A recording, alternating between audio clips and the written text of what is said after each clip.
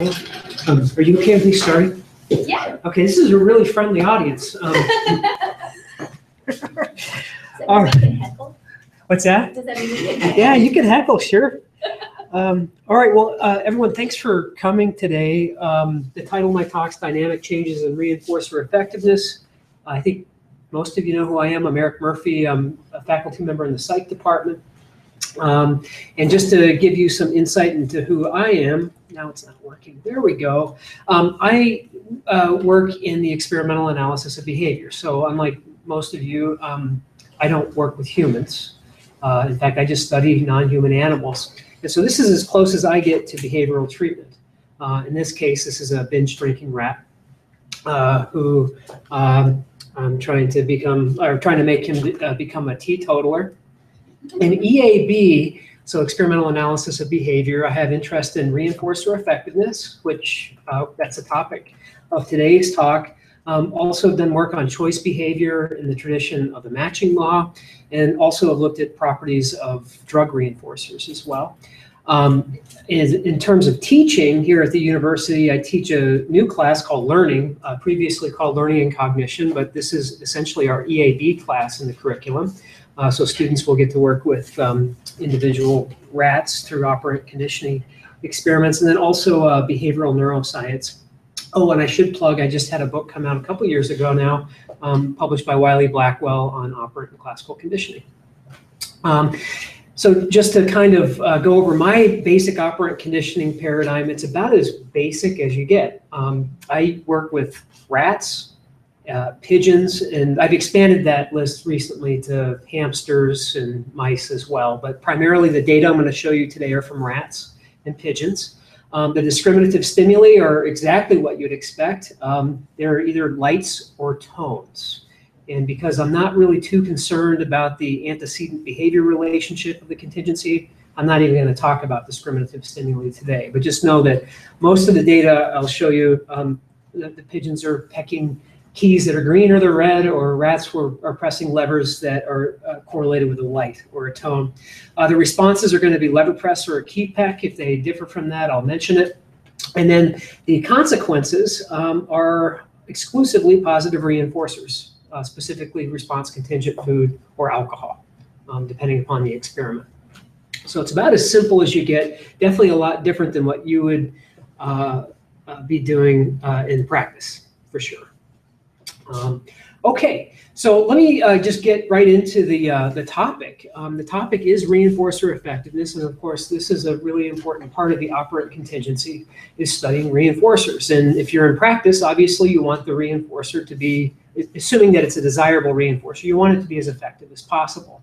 And it turns out that reinforcer effectiveness has been really talked about since the early days, since Skinner, in fact, since one of his early experiments. He showed that reinforcers increase and decrease in effectiveness. In 1932, he published a study that showed exactly that.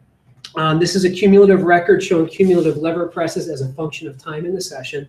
And what you'll notice is that the rat will increase, it increases its rate quite high at the beginning of the session, kind of levels off in the middle of the session, and then later decreases in its rate of responding in the session.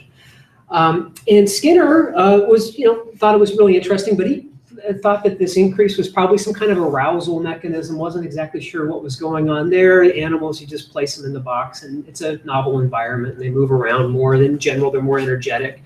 Some later researchers like Peter Killeen adopted that description as well. And then the decrease is due to satiation. And I put satiation in quotations because that's the primary description that all of us have been trying to use, is that when a reinforcer no longer works, it's because the subject is satiated, or it's through some motivating operation, or I should say, in this case, an abolishing operation like satiation, right? And it made sense back then. Back in the 1930s, they didn't know a lot about the factors that terminated ingestion, and the animals were responding for food. And so the more the animal consumed, it just kind of makes sense that they become satiated. I'm hoping by the end of today to convince you that satiation is kind of probably an outdated label, and all of us, including especially the applied behavior analysts that are working with non-ingestible reinforcers, might want to look at a different account Some later descriptions that were used in the basic operant conditioning literature were warm up and fatigue. The idea here is that the animals are just kind of getting warmed up. Their muscles were getting warmed up, and so that explained the increase. And then later, because they've been lever pressing or keep pecking for so long, that their muscles became fatigued. Another description was the waning of attention, which applies primarily to the decrease in responsiveness. I should also say that it was treated as a confound, something that should be controlled. And so what some researchers would do to get rid of the increases and decreases in responsiveness, they would look just at the middle of the session. So they would just ignore the data at the beginning and the end. And so that's what they used. So it was actually looked at as a confounding variable and something that should be controlled. These within session patterns of responding were kind of rediscovered back in the late 80s and early 90s. This is by Fran McSweeney. Fran McSweeney kind of rediscovered these, and in kind of the classical Skinnerian sense, it was serendipitous. She was looking at a completely different phenomenon. She was interested in looking at this effect involving multiple schedules, and she started noticing these very orderly responses. And she thought, boy, this is really interesting. And she dropped everything and started studying within session changes and responding. So there are three common response patterns in operant conditioning. The first one is an increase followed by a decrease. So that upper panel here, this is McSweeney 1990. This is what's now considered, at least in the basic operant conditioning literature, to be the classic bitonic pattern. So you get an early increase in responsiveness followed by a decrease in responsiveness. And I should mention too, the rest of the data I'm going to show you are not going to be cumulative records. They're going to be really just traditional line graphs. So if you get an increase in responsiveness followed by a decrease in responsiveness during a 1-hour session, okay? And you'll typically find this pattern when the reinforcer rate is about 1 per minute. So on a VI 60-second schedule, for example, you'll commonly get an increase followed by a decrease. Another common pattern that's been reported in the literature is just an increase, and that's kind of captured by this middle pattern here, where you get just an increase in responsiveness, and then there's kind of a steady state that the animal stays at or the responses stay at for the rest of the session. And this usually happens in really low rate schedules of reinforcement. So for example, a VI 4-minute schedule of reinforcement. So animal receives a reinforcer once every 4 minutes. You typically just get increases in responsiveness. And then finally, there's this decrease in responsiveness, and that's in the bottom panel there. It's McSweeney 94. And you get these at extremely high rate schedules of reinforcement. So like a VI 15-second schedule. So the animal's getting 4 reinforcers per hour. You're primarily going to get within session decreases in responsiveness. So these are the 3 common patterns that are reported in the literature, have been reported in the literature for decades. And then this is just more of a more formal account of those patterns. The important thing to note about what's controlling these patterns of responding within the session is rate of reinforcement. And we've all known that, all behavior analysts have been trained that since the beginning, that rate of reinforcement is an important variable to consider, and it is the most important variable in the study of within session changes in responding. And this will come in, this will be an important thing to remember as we look at other potential hypotheses for these decreases. So one of the first, I think, true experiments to test out the satiety hypothesis was in 1995 by John Roll. And he wanted to look at satiation in terms of factors that terminate ingestion. So he looked at these within session changes in responding from a purely satiety perspective. And he took a kind of an extreme route with regards to looking at satiety. He intubated rats with food through the stomach. Okay, so he intubated them directly into the stomach with an amount of food that was empirically shown to satiate them 1 to 2 times what it would take to empirically satiate them based on each individual rat. So 1 to 2 times to satiate them, bypassed the esophagus entirely, went directly into the stomach. Now, if it's satiety, so if what's controlling the operant responses or the rate of operant responding in satiety, if you were to place these animals directly into the Skinner box, the prediction is that these animals will not respond, or the within session decrease should be much steeper because they're already satiated. The satiety mechanisms like stomach distension, cholecystokinin release, all of these more classic satiety mechanisms should be full blown. So we placed them into the Skinner box and had them respond for the same food reinforcer. In this case, it was sweetened condensed milk. And look at what he found. It's not the most beautiful graph, but if it was satiety, what you'd expect is the decreases should be steeper. And then he had the rats press the food for the same food item. And this was published in 95 in a journal called Learning and Motivation. And as you can see, these patterns are identical. So if you look at the baseline, that's just what the animal would normally do without being intubated. And when you plot the intubated condition on top of that, you get essentially the same exact function. So notice that the within session decreases are not steeper in this case, even though the animal has been satiated based on its behavior from the previous conditions. So there's no difference in the within session pattern. And so this is one of the first studies to really show that satiety probably is not the controlling process here. There's probably something else going on. And then the following year, McSweeney and her colleagues noticed that the response patterns, those 3 response patterns that I mentioned to you earlier, actually shares a lot in common with the reflexive or the respondent literature, showing that the reflexive processes of sensitization and habituation seem to be a better description than arousal or satiation for these within session patterns. So this is probably going to take you back to your very first learning class, but sensitization refers to an increase in responsiveness to repeatedly presented stimulus.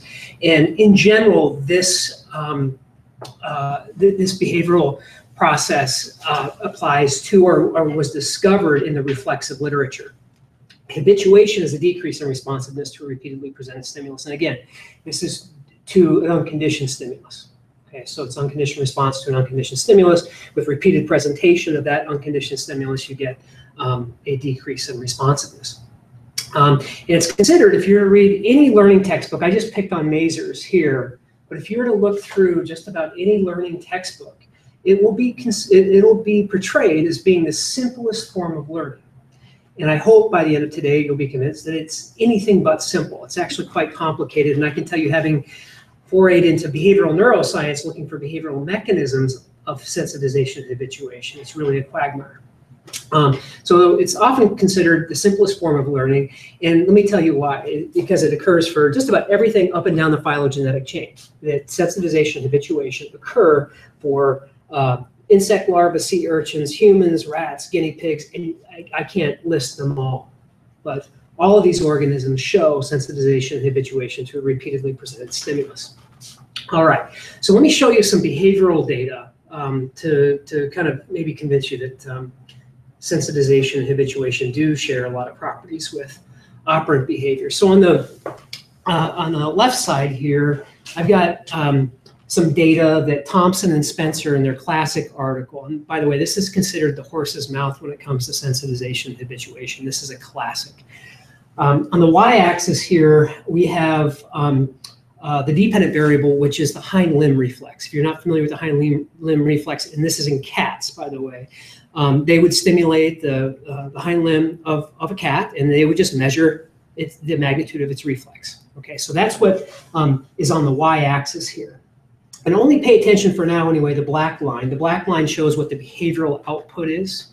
The dashed lines are referring to some postsynaptic potentials of some neurons in the spinal cord.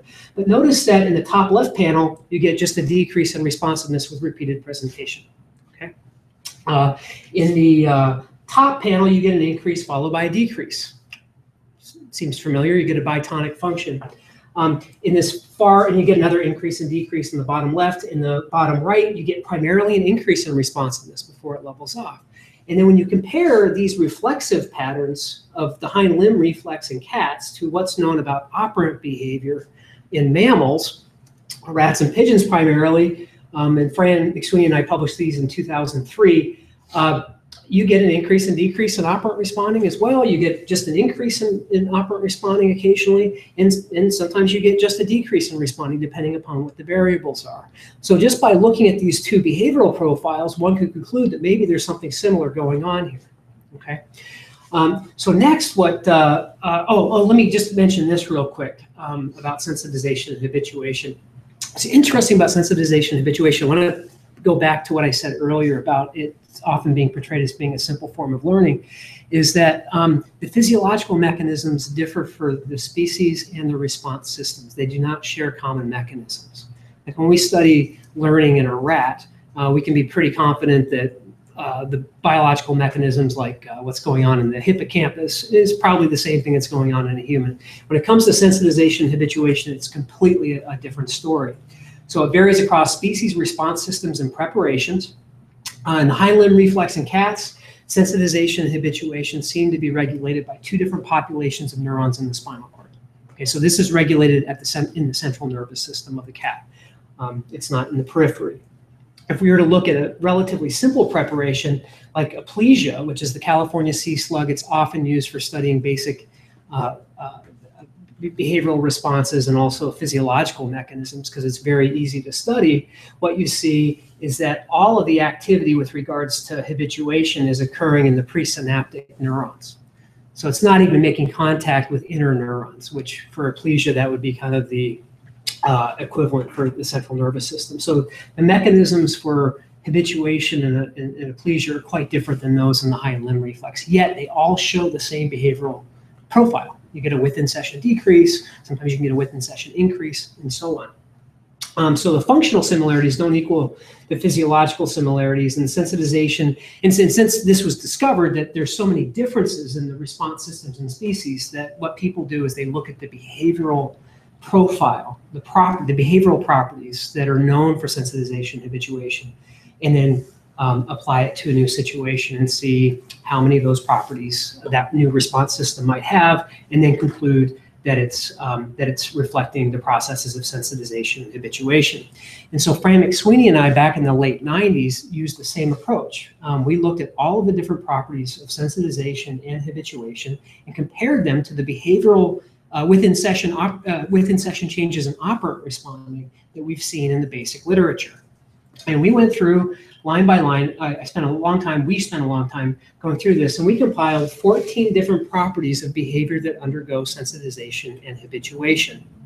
And then we compared them to the operant conditioning literature, sometimes looking at cumulative records and some of the old data. Now, some of the properties of sensitization and habituation are very similar to what you'd expect from an explanation from a satiation perspective. Just to name one, if you were to look at property number 6, stimulus rate, this just simply refers to the higher the rate of stimulus presentation, the more steeply the response should decline. Well, the same prediction can be made from a satiation perspective. The higher the rate of food reinforcement, the more food the animal's going to get, the more it's going to satiate.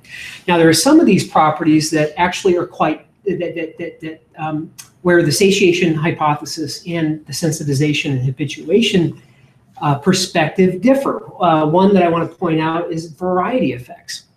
Variety effects refers to varying the stimulus in some manner. And looking at the rate of habituation. Well, it turns out that reflexive habituation, if you vary the stimulation, so for example, the magnitude of the stimulation for the hind limb reflex, the response will not habituate as quickly as if it's presented in a constant manner.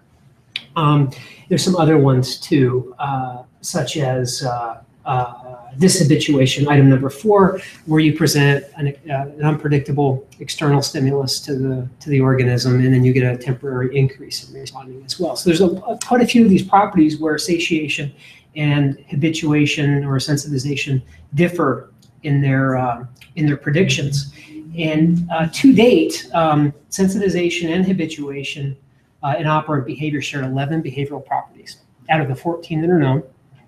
The 3 that have not been confirmed is just because the experiments have not been done yet. They're actually quite complicated experiments to do. So 11 of the 14 known behavioral properties of sensitization and habituation also are present in operant conditioning. Okay, so that's kind of our qualitative comparison between the two literatures. The next one, I'm not going to bore you with too much, but oftentimes when I'm talking to people that have a basic behavior analytic background, they do appreciate the quantitative rigor as well. And it turns out that both reflexive sensitization and habituation and operant behavior can be described by the same exact quantitative formula. And this is from McSweeney, Hinson, and Cannon in '96, and they went through and they came up with a formula that best described within session changes in operant behavior. And then they compared it to all of the, they did it the other way around. They looked at all the sensitization and habituation literature, came up with a formula that described it best, and then compared it to all the within session changes in operant responding data that were present at that time. I'm not going to bore you too much with this, but P is the proportion of responses emitted rather than rates of responding or anything else, and that's to deal with absolute rate differences.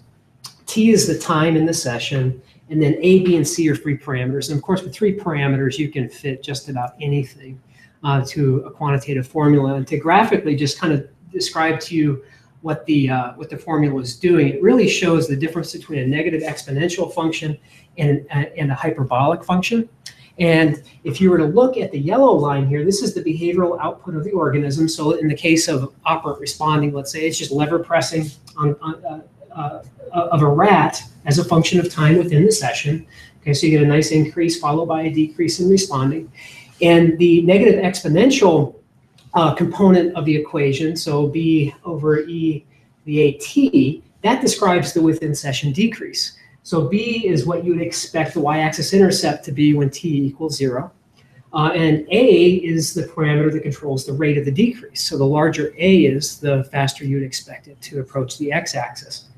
The hyperbolic part of the equation is it describes the increase in responding, where C is the asymptote of the hyperbola. And so the larger C is, the more of an increase in responsiveness you would expect.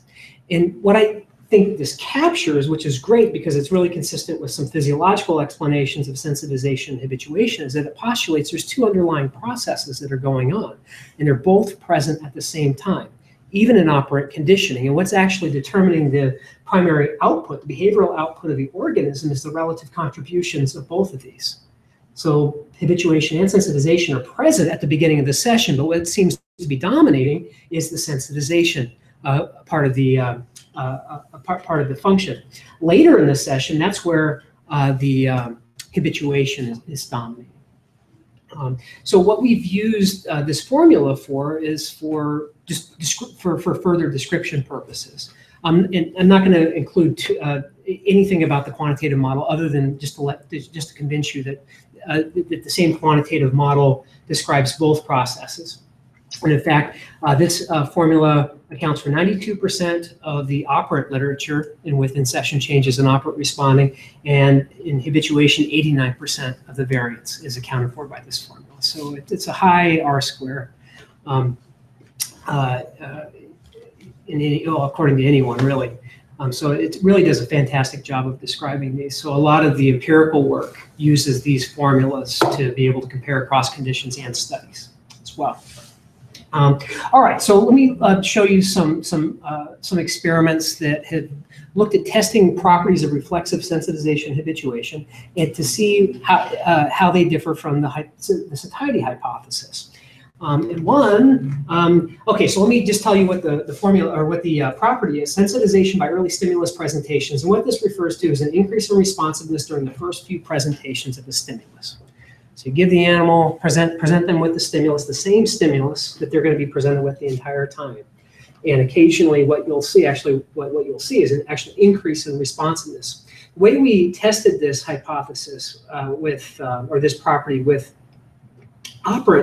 an operant behavior situation, oh yeah, and this was conducted by me, in pigeons, was that we gave the animals some food outside of their Skinner box just prior to a operant conditioning session. And so they were pre-fed either with the same food that served as the reinforcer in the Skinner box. So in this case, it's mixed grain. Okay, so same food that they were getting in their Skinner box, that was the supplemental feed that they received before the session, or they got something different. In this particular case, it was Purina pigeon checkers, which is a common chow that pigeons are given in laboratory situations. So same food that served as the reinforcer in the Skinner box, or a different food. And this feeding was delivered about 10 minutes prior to their operant conditioning session.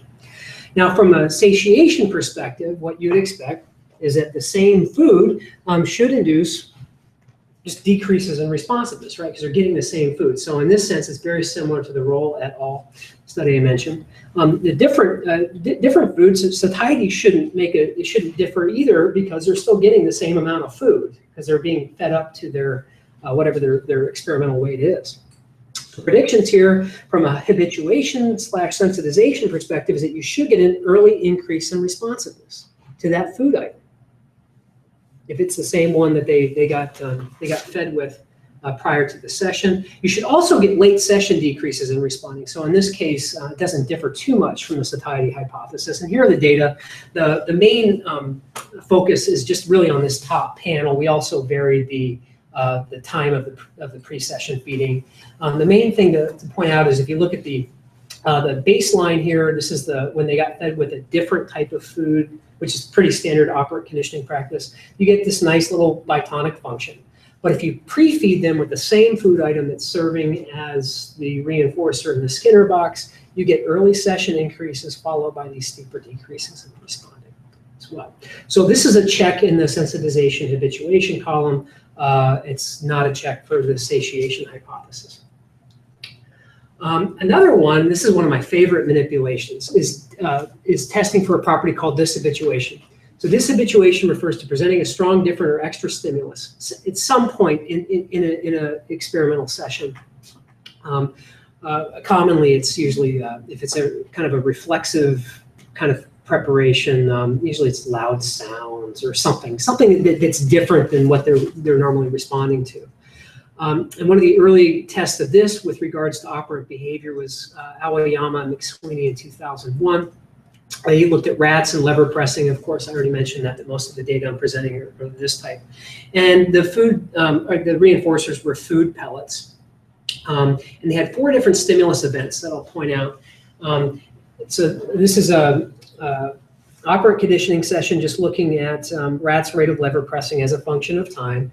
In the top left panel, they actually removed the lever. It was one of those retractable levers. They just removed it briefly. Just popped it into inside the box, and then it went back out. The second condition, they went from a fixed ratio of 6 food pellets to 2 food pellets later in the session. I'll explain the differences between sensitization, habituation, and satiation here in a second.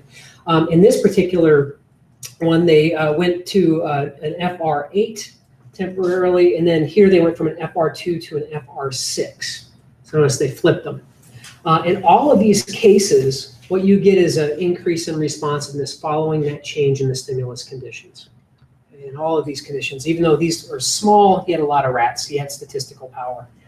You get an increase, whether it's an increase in the amount of food that they're getting or a decrease in the amount that they're getting. What's important is that there's a change in the stimulus conditions. Okay. So this was one of the first examples to show that yes, this habituation does occur in operant conditioning, and it's something that's not readily explained by satiation, at least in the way that most of us behavior analysts have been trained. Another one of my favorite properties to test, because that really distinguishes habituation from satiation, is variety effects. And what this refers to is habituation occurring more slowly to stimuli that are presented in a variable than in a fixed manner. And I'm sure as behavior analysts, we can think of all kinds of ways we can vary the reinforcer. This is another one by Aoyama and McSweeney. It's a really good study. Rats, lever pressing, of course, food pellets. And they looked at variable versus fixed number of responses to obtain the reinforcers. So essentially, variable ratio versus fixed ratio schedules of reinforcement. And So in the open circles are fixed ratio schedules, the closed schedules are the variable ratio schedules, and they just simply looked at differences because they're getting the same amount of food, right? Because we're dealing with the same amount of work that's required to get the food. And if you look at these late session decreases on the FR versus the VR doesn't have the same amount, or it doesn't have the same steepness to it that the fixed does. And as you lean the schedule out from an FR to a VR, you still get these differences, these late session increases in responding. The same is true of the FR15 versus VR15, also FR11 versus VR11. The effect is small in this particular experiment, but it's reliable, and that's the important piece. So the animals are getting the same amount of food, or at least the same programmed amount of food, yet their behavior is quite different. And so again, this is another win for the satiety, or for the habituation hypothesis with regards to reinforcer effectiveness. Another property that's related to variety effects is stimulus specificity. And this is a fun experiment. This is where this refers to habituation being disrupted by changes in the stimulus. This is by Epstein et al. He's conducted a lot of studies like this. This is just kind of a representative one. He likes to look at study children's operant behavior in a lot of different contexts. So he looked at children, and the operant response was joystick manipulation. I'm not going to bore you. It seemed like a very boring game to play, but with these kids, it kept them engaged. They looked at salivation, so that's the reflexive response they looked at. The operant part of the response was joystick manipulation, but they got reinforced with a half of a bite of cheeseburger. So every time they were reinforced, or the response was reinforced, they got a cheeseburger. And then at different times in the session, the reinforcer was changed to apple pie. Now he did control for the caloric density of the apple pie. Okay, it's just so it can control for at least one of those variables. From a satiation perspective, if the kids were satiated, it shouldn't really make a big difference, right? He showed something completely different. So if we've got the salivation on the top panel, actually the left panel, so I'm not going to focus too much on that, just know that they're correlated with the operant behavior. If you look at the operant behavior in the top right panel, you get an increase followed by decrease, so you get that bitonic function that pigeons and rats do all the time. Change to the new food, which was the apple pie, late in the session, you get an increase in responding, okay? And then if you look at the bottom panel, you get the same effect. It's a different group. And I can't remember how they differed. I think they differed in their BMI or something like that. But you get the same effect. So these kids are showing that they're completely satiated, assuming that that's what's going on. You change the food and you get an increase in responsiveness. So again, it looks like habituation really is the better description than satiation for these within session decreases in operant responding. All right, now with drug consumption, this is it was kind of an interest of mine late in graduate school. I was interested in looking at drugs of abuse as positive reinforcers. And so drug abuse in part is a learned behavior. Many of you already know that. One of the biggest discoveries actually was back in the 1960s when drugs are reinforcers. And as a result, you can make all kinds of predictions about how drugs should control behavior, right? So drugs of abuse are reinforcers for drug consumption and behavior leading to the obtainment of the drug. And so and I'm not going to go through the whole details of this review, but we went through the behavioral pharmacology literature.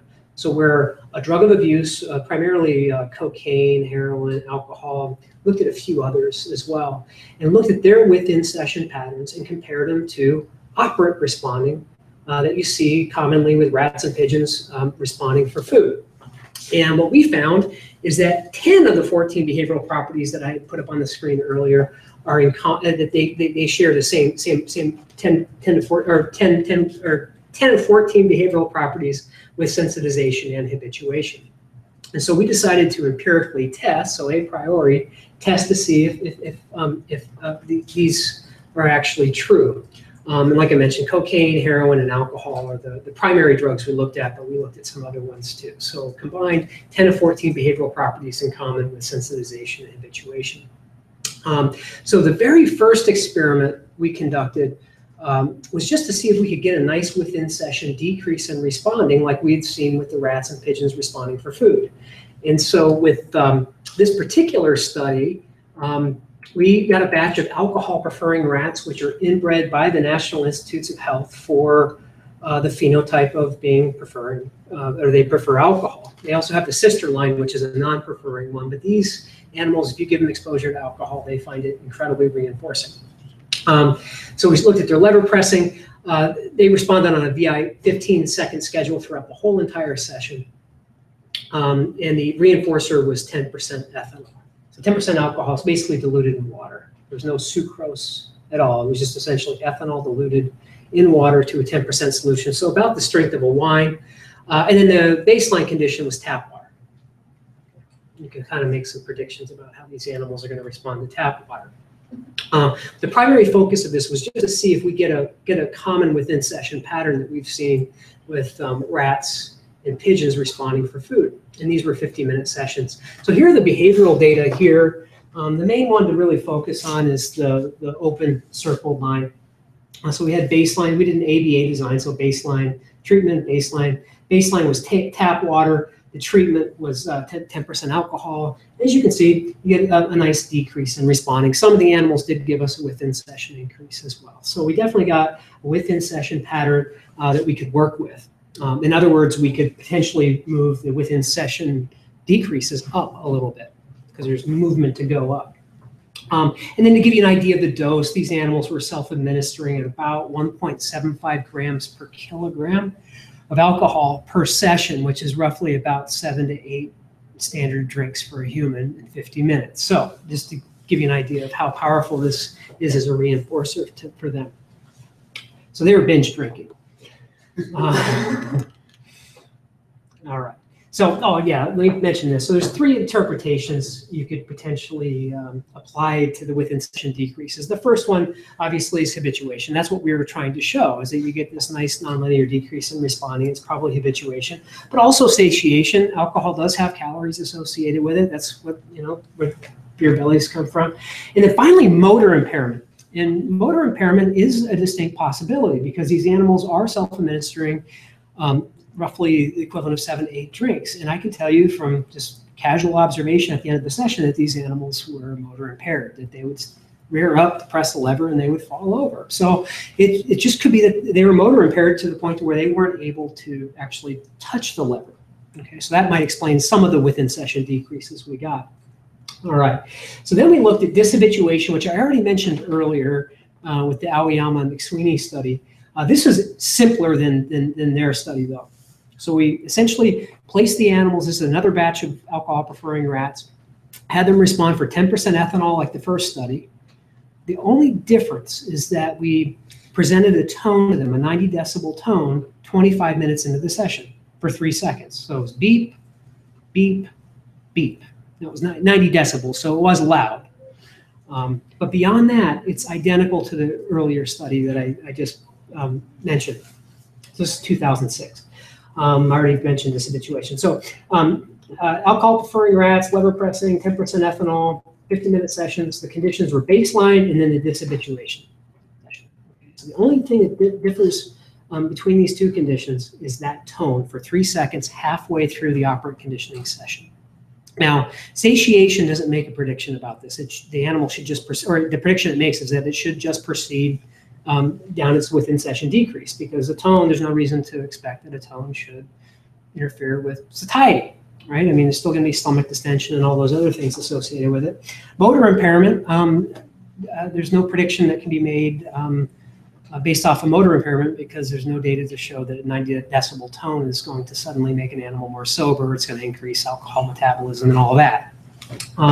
So as you can see, baseline and the tone conditions are represented by the closed and open circles. Previous to the tone being presented, notice that there's no difference in these lines at all.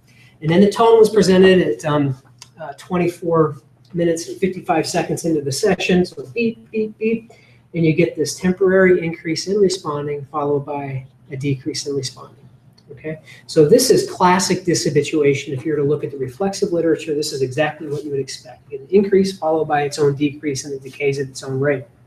The doses were identical, so they didn't self-administer more or less in these 2 conditions. So you can't explain it in terms of satiety. They consume the same amount of booze, same amount of motor impairment as well. Okay. I've got one other set of data I wanted to present to you. Actually, two more sets, and we can kind of call it good. I really like the variety effects hypothesis. I actually have a lot more data on this that I'm not going to present.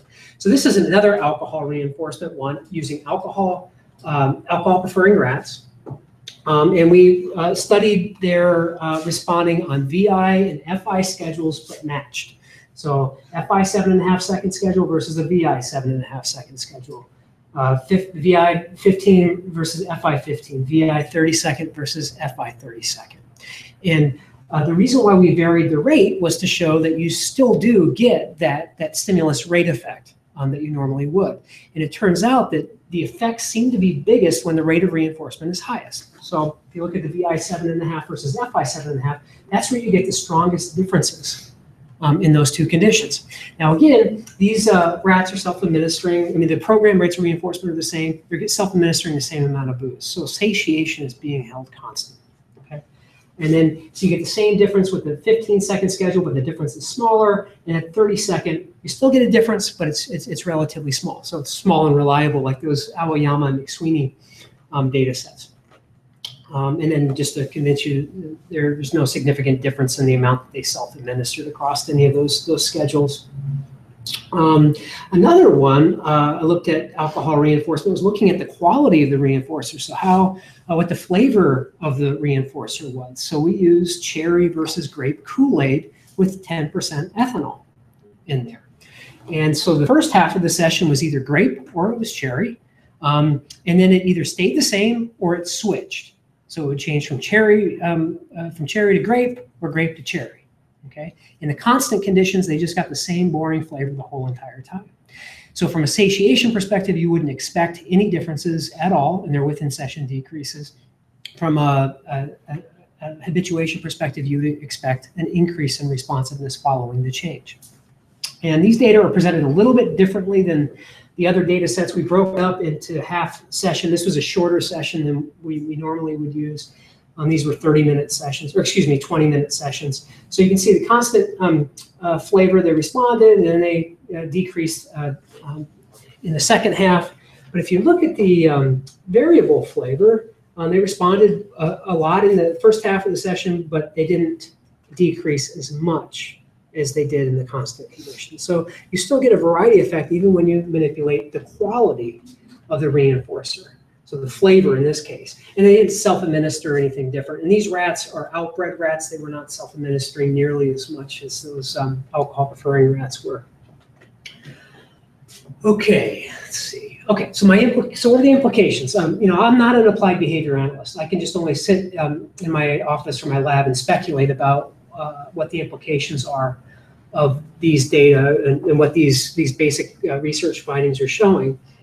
But I think what it shows is that behavior analysts, particularly the applied behavior analysts, need to take a second look at sensitization and habituation and see how it might be occurring in applied situations.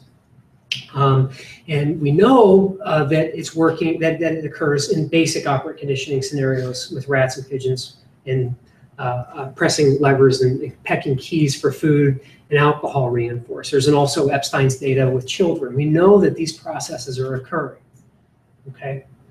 Drug reinforcers, we know that they're occurring for drug reinforcers. So the implications for the treatment of drug abuse are pretty clear too. Now the applied implications, and we just conducted a relatively new literature review if you're interested in taking a look at it. We published it a couple of years ago, and it basically summarizes the whole entire literature up until 2014. And we do more speculation in the, Fran and I speculate a lot about the applied implications. But here's just it in a nutshell. Decreased habituation or increased sensitization for ineffective reinforcers. So if you're a practitioner and you're working with a reinforcer that just seems not to be working, well, you might want to pull out that 14 properties of sensitization and habituation and figure out what is a way that you can restore the effectiveness of that reinforcer. And you can do it by decreasing habituation, such as through variety effects, or dishabituation possibly, or by sensitization by early stimulus presentations. Or you can increase the sensitization to that reinforcer. If it's a problematic reinforcer, look at the properties of habituation and see how you can enhance habituation of that reinforcer. Again, I'm not an applied behavior analyst, so I can't really speculate too much on how you can apply these. I do know that with the limited research that we have done looking at issues of Java and so on, there's a lot of suggestion that these should work. Okay, so these are my implications for the basic operant literature. Quick acknowledgements. My main collaborator for almost 20 years has been Fran McSweeney. All these people I've worked with substantially. I've had many, many students, and I love them all. And then, of course, funding sources, a lot of funding sources. And then just for further reading, if you're interested, these are primarily literature reviews that have been done over the years.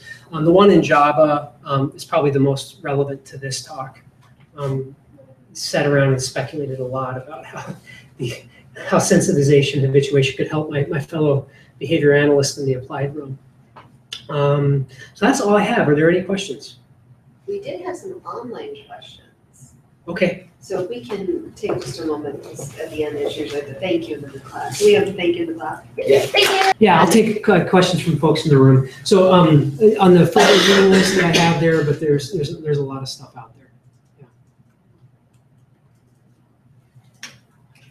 Did we have questions? I don't know. We kind of had discussion point, maybe. I guess my thought, you were saying, how we might take it for applied. On the one hand, I definitely see where in some cases with clients, we need to create reinforcers or make reinforcers more powerful. Mm-hmm. But at the same time, I guess who are we to say what you have to like? I can see if a client only works for one thing, then we probably want to create some new reinforcers. But if, client preference is that these are the few things that they work for, or they're done with that and they work for something else, do we, and this is, I guess, maybe an ethics question, why would we have to, or why should we try and make some reinforcers more effective? I guess I can see both sides of it. It's not really. Well, if you're towards the end of a particular session, I'm not speculating. I worked with children with autism 20 years ago. Mm-hmm. But if a reinforcer isn't working as well as it did at the beginning of the session, there's maybe, and again, I'm only speculating. You could potentially change the contingency in some way, make it vary it. Well, so it's something that the kid's already responding to. It's just not responding as much as it did previously.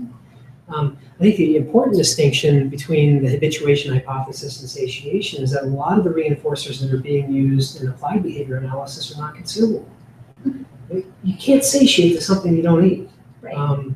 And so that's kind of a misapplication of that word in behavior analysis. Mm-hmm. And it's something that John Stadden, back in his book in 2001 called New Behaviorism, accused behavior analysis of epistemological isolation because of our weird vocabulary. And I'm not talking about our technical vocabulary like reinforcers, but our misapplication of vocabulary from other fields. Like satiation, that comes from the field of physiology. And there's a whole entire society built around the study of the termination of ingestive behavior.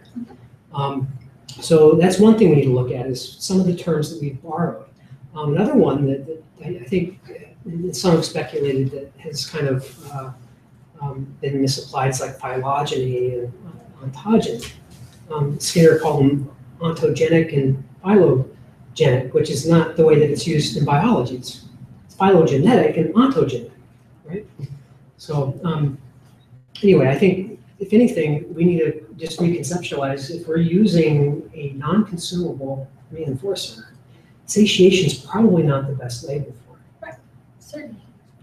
And I'm so glad you brought up the term piece because I was thinking the whole time about how we stay away from requests and talk about demands and don't talk about labels. We talk about tags. And Skinner's whole rationale for moving away from those terms because of the function that they serve for a variety of different people. And I thought it was just so interesting to suggest then, okay, where satiation effectively to behavior analysts, to tact it specifically, it's full, right? You're full on whatever it is. And so I don't necessarily know if I have a problem applying that to non-consumable reinforcers, because if you're full, you're done. Now, here's my other side, is where I appreciate the technical precision of the terms. And so I'm curious how, if at all, you would recommend that we kind of start a march for a new term when it's so difficult to kind of get folks off the junk, so to speak. Yeah. Well, I mean, the approach that we used was looking at the other literature. The other literatures to see how they're referring to things. Like satiation is a borrowed term that's been misapplied in behavior analysis. So let's call it what it is.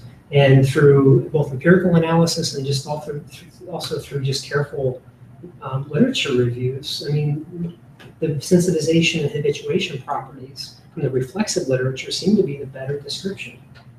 So I don't know if that's helpful, but Oh, yes, that is. saying how I would approach it is really we just need to read beyond what we're doing as behavior analysts, but also look at what the other fields are doing, and seeing how they're labeling things. You know, I think it's an and personally, because you have to reestablish a new function for the word satiation, right? The conditions under which we use satiation to describe the effect of responding.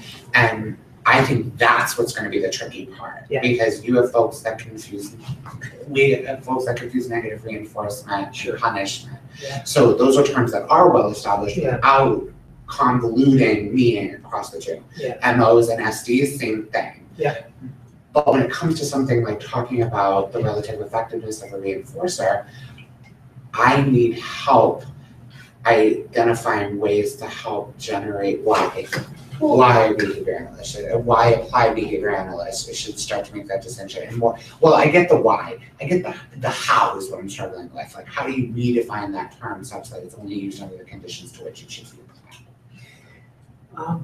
Well, I mean, I guess just to make it even more complicated, habituation technically, in the larger scheme of things, is a satiety variable, because it contributes to determination of feeding, right? And so it gets really complicated because almost all the data I showed you, we're dealing with foods, right? With food reinforcers or consumable reinforcers. Habituation is technically a satiety variable.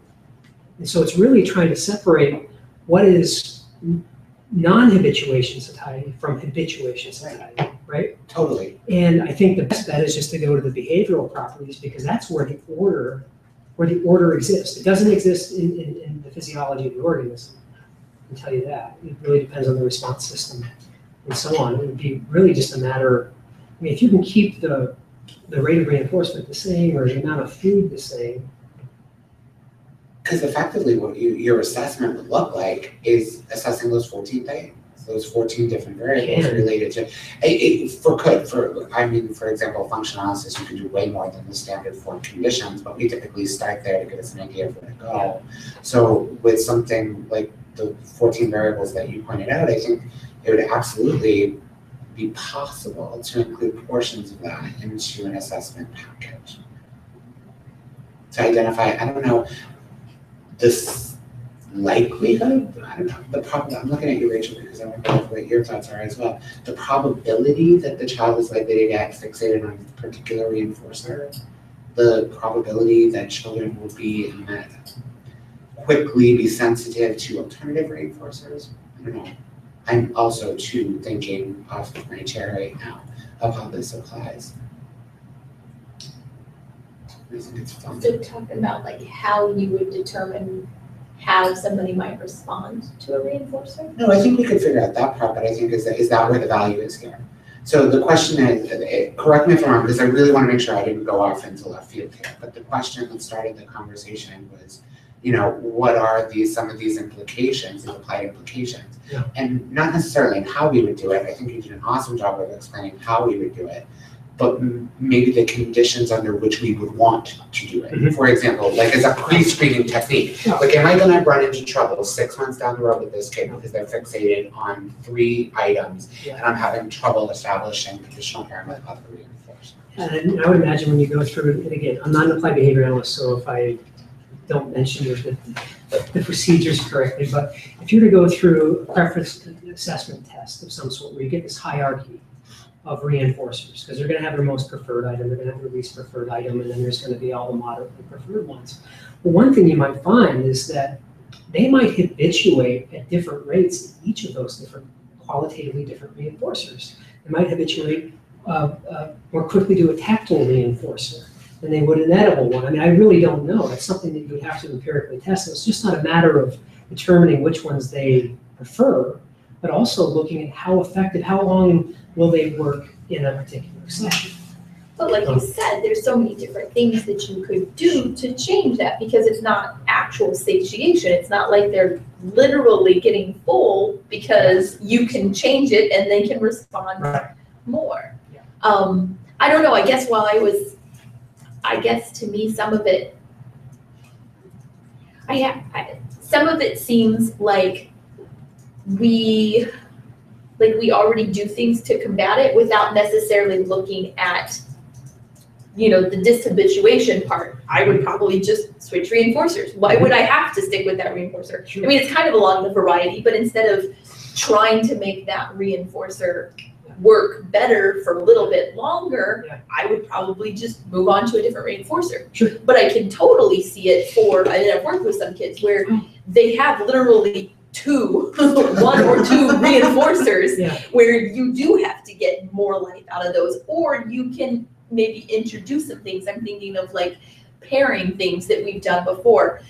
One of the first things when I first started as a provider, the BCBA that was training me said, well, the sillier you look, the more kids like it. But so just adding that variety about, it's not just playing with the cars, it's making sound effects and being ridiculous. And I mean, that makes total sense. Sure.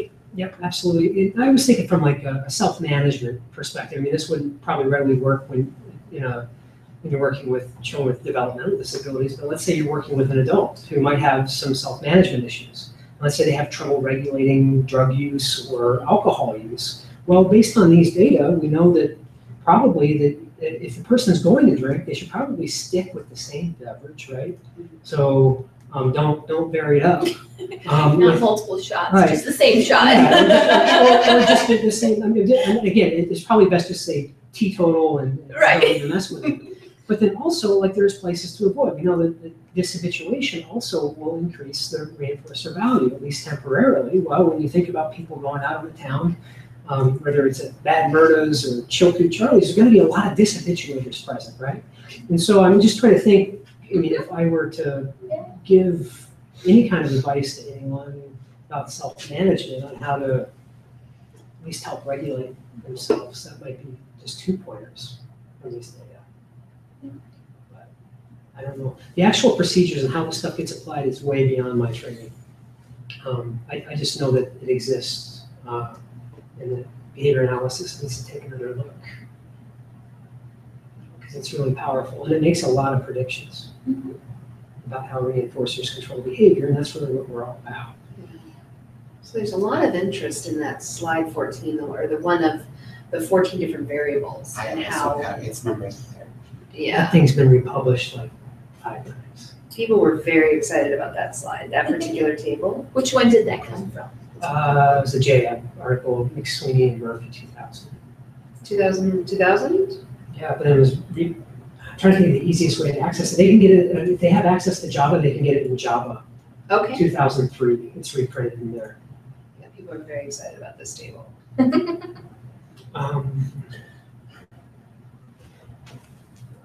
You know what? It's the Java article that is on my further reading slide. Okay. It's that 2003. You can get a copy of it from there. Okay. So I don't know. It's actually, I think it's republished in all of them. It's been republished a lot. Not just in our articles either. Let me see. I don't know if I can, can't see. While Dr. Howard does that, can I ask a question about the predictive value as well? Sure. So I could be wrong because now it's my turn to say I am not an experimental guy. However, I'm wondering if the number of variables present in the formula is what makes it so universally applicable to all of the 14 dimensions. So you had mentioned that there are 3 free parameters. And I remember something, and I'm probably wrong, but something about when the matching law, when you include multiple free range variables, that you increase the probability that your model will fit, even if it might not be a good fit. So yeah, absolutely, absolutely. Possible. Yeah, absolutely. So you're talking about the difference between, you're talking about the quantitative formula. The A, the C, and the The T. A, B, and C. Yeah, T's the x-axis. Yeah, absolutely. The more you increase the number of free parameters, the more you can describe anything under the universe. So ideally, you have the minimal number of free parameters. I mean, matching law has 2 free parameters, right, that you need to fit to the data, and it does a really good job of accounting for the data. But something that's so complicated, like when you're accounting, that's accounting for a straight line, right, that has been logarithmically transformed. Correct. You need to have that. You need to have a y-axis intercept and a slope in order to describe that. But when you have something complicated, like a bitonic function where it goes up and then back down, you're going to need to have a third parameter in order to account for that. And so that's the minimal number of free parameters, or the minimal number of parameters that you can actually have to be able to describe a bitonic function. But you're right, the more parameters you have, the more data you can account for. Absolutely. So something I didn't mention is when we have fit the quantitative formula to primarily just within session decreases in responding, we just omit the hyperbola entirely and just look at the negative exponential component. So we narrow it down to the y-axis intercept. That was another question I had. And the rate. All the graphs that you presented today, that was in session analysis, so we lost the acquisition curve in the beginning. But that's not an acquisition curve though, by the way. Okay. All the data I showed you were all steady state. That's exactly what I was asking. Yeah. So you did cut out These just are all beginning, steady state. that All stuff. these are steady So state you did- data. So all of the data we looked at today are only representative of within session responding, correct? Yeah. Okay. They're all steady state data too. So I mean, when you first expose an animal to the contingencies, within session patterns will look quite different than it does when it reaches steady state, 20 or 30 sessions in It's a more row. like maintenance, once we put it. That's what I was thinking, yeah, so Yeah. this is this is Then how Murray you Sidman steady maintain state it. response. Yeah, this is right out of This is totally this is different. right out of Murray Sidman 1960. And so Yeah. I guess my question is there is just because I'm ignorant to this, does it matter where you cut it, or do you kind of? What do you mean cut it? Do you cut, where do you start and stop your within session analysis? So Oh, how from the did you- beginning of the session to the end. Okay, so wherever It's the you whole entire leave the session. definition for steady state, you start there and then you terminate whenever your session is done. So for example, session data point 1 Mhm. on those graphs that we've seen today, those represent the That's point at time. which. That's a 5-minute interval Okay, within the but- session. It's the average of the last 5 sessions of steady state. So the rat just got in there and just started pushing at that amount? Okay. So the training and acquisition that took place are all absent from these? Yeah, absolutely. Okay, Yeah, so you're these only looking elements, at the steady state data. Yeah. but So not most of those, within session. that's all within session data that I presented. None of that was across session. But if it's the whole session that's being represented, doesn't that technically, this is where I'm getting, so I said, please forgive me. but it's Yeah, like so school. we would study each animal, we still do, up to about 30 sessions for them to reach steady state. And then we look at the last 5 sessions of their data. So we look at the overall absolute rates of responding. So the session is molar. Yeah, so initially we do molar. So it's molar. So we look at Got molar, yeah, and then we look at those last 5 sessions and then plot their within session patterns of responding and then average them for each of those 5-minute intervals. And that's the resulting pattern. And I. Yeah, no, that's a good question. And we've toyed with other stability criteria, some That must be hard, like really, really hard, because I have a hard time sometimes figuring out when I have, if you've got a lot of bounds in your data path, defining that as, a true representation of stable respondent. So that must have been so hard. Yeah, what we did when we were running a lot of data, and we used to have 20 experiments going on at the same time. So we would use just a fixed length of time for each experiment, 30 or per condition, 30 sessions per condition. We wouldn't even check for stability, we just look at the last 5. Just based on the past, that those data should always be stable. But what my students and I do now, because time is of the essence, because I'm working primarily with undergraduates, I don't have them for 5 years, that we use 20 sessions as the minimum. And then we look at those last 5 sessions, and then we compare them to the range of responding during the whole entire condition. And if they reset that high or that low during those last 5 sessions, then we collect 5 more sessions, and then 5 more sessions. So we've had, sometimes we've been stable at 20 sessions, which is ideal. Other times it's been like, we're working with dwarf hamsters, looking at variety effects. So a few years back, like 56 sessions for one animal to become stable. 56 sessions of the same exact experiment, day in and day out, for them to get stable. So I've toyed with different stability criteria, but that seems to be the best one. You start with a fixed length of time or number of sessions, and then next look at the actual range of the responding that occurs in the whole entire condition, and then make a judgment. Peter Colleen back in the 70s came up with a fairly complicated quantitative formula for determining whether your data are stable, but I haven't tried that.